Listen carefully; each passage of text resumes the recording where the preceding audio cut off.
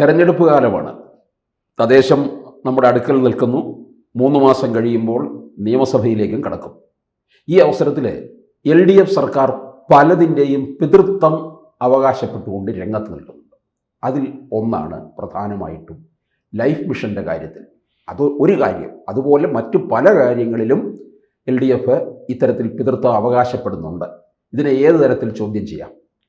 നവകേരള mission എന്ന് പറയുന്നത് LDFൻ്റെ ഒരു സ്വപ്ന പദ്ധതിയാണ്. മുഖ്യമന്ത്രി ചെയർമാനും ഞാൻ കോർഡിനേറ്ററുമായിട്ടാണ് കഴിഞ്ഞ ഗവൺമെൻറ് കാലത്ത് അത് ഉണ്ടായത്. അത് പ്രധാനപ്പെട്ട മിഷൻ ലൈഫ്, ആർദ്രം, ഹരിത കേരളം, വിദ്യാഭ്യാസ യജ്ഞം, പിന്നീട് പ്രളയം വന്നപ്പോൾ റീബിൽ കേരള, അതും ഇതിൻ്റെ കൂടെ ചേർന്നു. കഴിഞ്ഞ ഗവൺമെൻറ്റിൻ്റെ വിജയത്തിൻ്റെ ഒരു പ്രധാനപ്പെട്ട ഘടകം തന്നെ ഈ മിഷനുകളുടെ പ്രവർത്തനത്തിലുണ്ടായ വിജയമാണ്. പൂർണ്ണമായി ആ വിജയിച്ചതെന്ന് പറയാൻ പറ്റില്ല, എങ്കിൽ പോലും ഒരു 95% വിജയവും ഉണ്ടായി. രണ്ടാം പിണറായി സർക്കാർ വന്നതിന് ശേഷം അതിൻ്റെ പ്രവർത്തനങ്ങൾ പൂർണ്ണമായും അവതാളത്തിലാണെന്ന് മാത്രമല്ല കുഴിച്ചുകൂടുന്ന അവസ്ഥയിലേക്ക് എത്തി. അതിന് കാരണം പിണറായി വിജയൻ്റെ ശ്രദ്ധയിലായിരുന്നു എന്നുള്ളത് തന്നെയാണ്. പുതുതായി വന്ന മന്ത്രിമാർക്ക് ഒരു ശുഷ്കാന്തി ഉണ്ടായില്ല. മാത്രമല്ല ഇത് നയിച്ചിരുന്ന ഉദ്യോഗസ്ഥന്മാർ എല്ലാം വീട്ടിൽ കിടന്നുറങ്ങി. അപ്പോൾ ചുരുക്കം പറഞ്ഞാൽ ഈ മിഷനുകളുടെ പ്രവർത്തനങ്ങൾ പൂർണ്ണമായി തകർന്നു എന്ന് പറയുന്നതാണ് ശരി. അതിൽ ഏറ്റവും പ്രധാനപ്പെട്ട ഒന്നായി കാണുന്നത് ലൈഫ് മിഷനാണ്.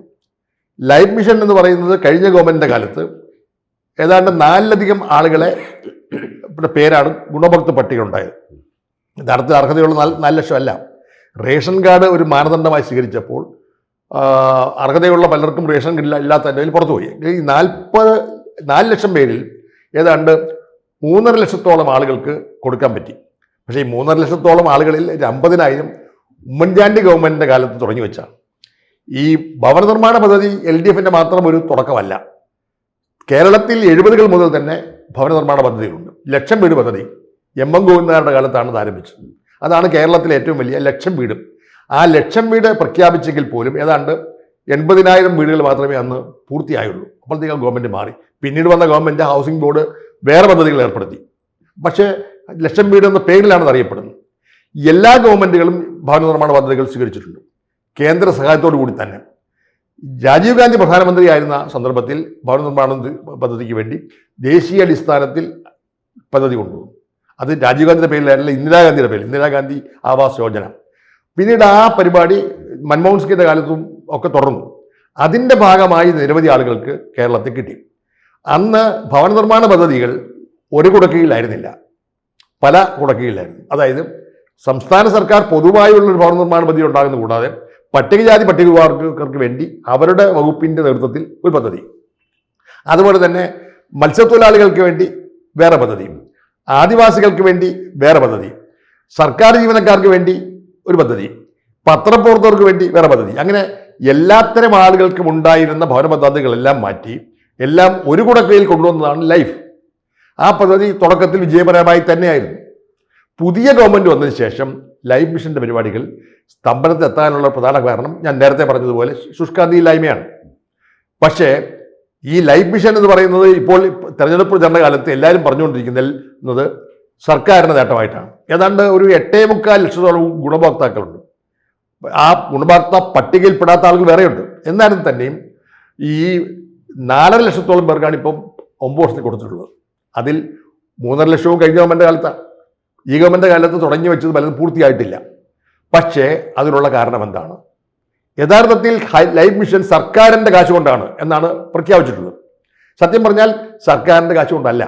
4 ലക്ഷം രൂപ വരുന്ന ഒരു പദ്ധതിക്ക്, ഒരു വീടിന് 1 ലക്ഷം രൂപ മാത്രമാണ് സർക്കാരിൻ്റെ സഹായധനം. 2.2 ലക്ഷം എന്ന് പറയുന്നത് ഹഡ്കോയിൽ നിന്നുള്ള ലോണാണ്. ഈ ഹഡ്കോയിൽ നിന്നുള്ള ലോണ് തിരിച്ചടയ്ക്കേണ്ട ഉത്തരവാദിത്തം ആർക്കാ? തദ്ദേശ സ്വയംഭരണ സ്ഥാപനങ്ങൾക്കാണ്. പലിശ മാത്രം സർക്കാർ കൊടുക്കുന്നു. മാത്രമല്ല തദ്ദേശ സ്ഥാപനങ്ങളുടെ വികസന ഫണ്ടിൽ നിന്ന് 80,000 രൂപ കൊടുക്കണം. അപ്പോൾ ചുരുക്കം പറഞ്ഞാൽ അതിൻ്റെ മേജർ ഷെയർ എന്ന് പറയുന്നത് തദ്ദേശ സ്വയംഭരണ സ്ഥാപനങ്ങൾ തന്നെയാണ്. അതുപോലെ പ്രധാനമന്ത്രി ആവാസ് യോജന പദ്ധതി അനുസരിച്ച് നഗരങ്ങളിൽ മറ്റൊരു പ്രത്യേക പദ്ധതിയുണ്ട്.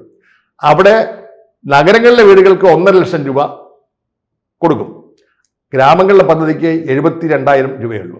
അപ്പം ബാക്കി തുക കൊടുക്കേണ്ട ഉത്തരവാദിത്വം പൂർണ്ണമായിട്ടും ആർക്കാ? തദ്ദേശ സ്വയംഭരണ സ്ഥാപനങ്ങൾക്ക് തന്നെയാണ്. സംസ്ഥാന സർക്കാരിൻ്റെ വിഹിതം അതിന് 1.5 ലക്ഷം രൂപ മാത്രമാണ്. പക്ഷേ ഇപ്പോൾ തെരഞ്ഞെടുപ്പ് എടുത്തപ്പോൾ ലൈഫ് മിഷൻ എന്ന് പറയുന്നത് വീട് വെച്ചതെല്ലാം എന്ന പിണറായി സർക്കാരിൻ്റെ നേട്ടമാണെന്ന് കൊട്ടിഘോഷിക്കുന്നു.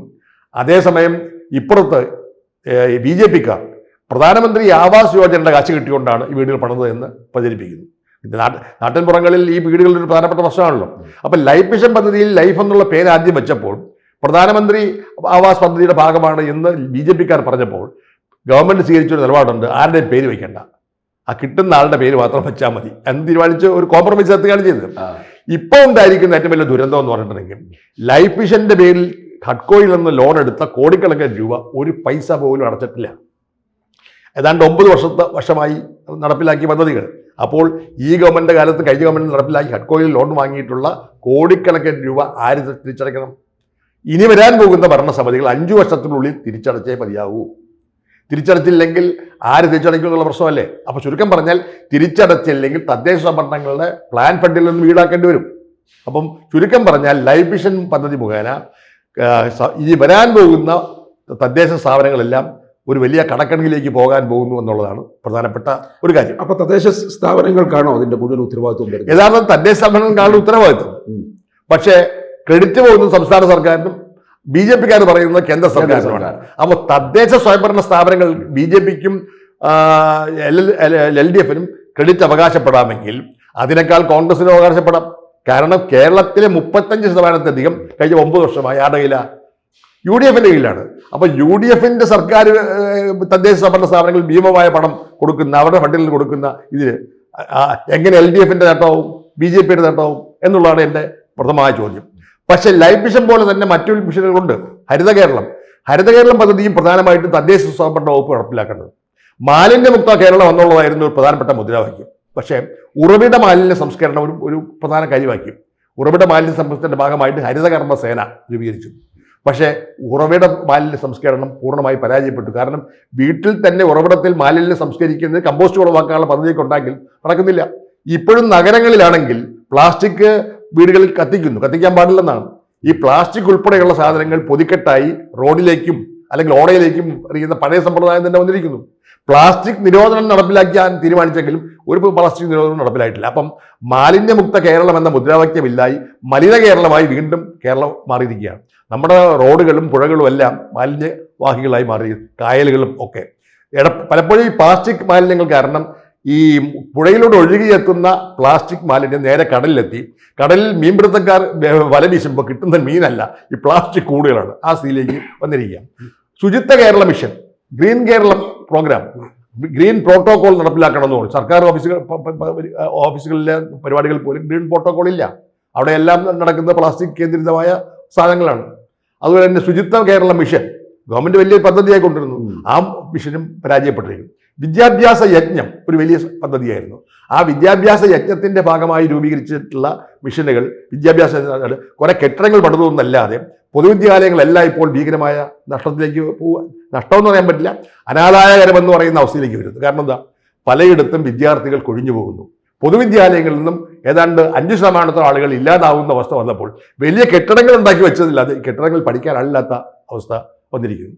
ആർദ്രം മിഷൻ കേരളത്തിലെ മുഴുവൻ പ്രാഥമിക ആരോഗ്യ കേന്ദ്രങ്ങളും കുടുംബാരോഗ്യ കേന്ദ്രങ്ങളാക്കി മാറ്റും.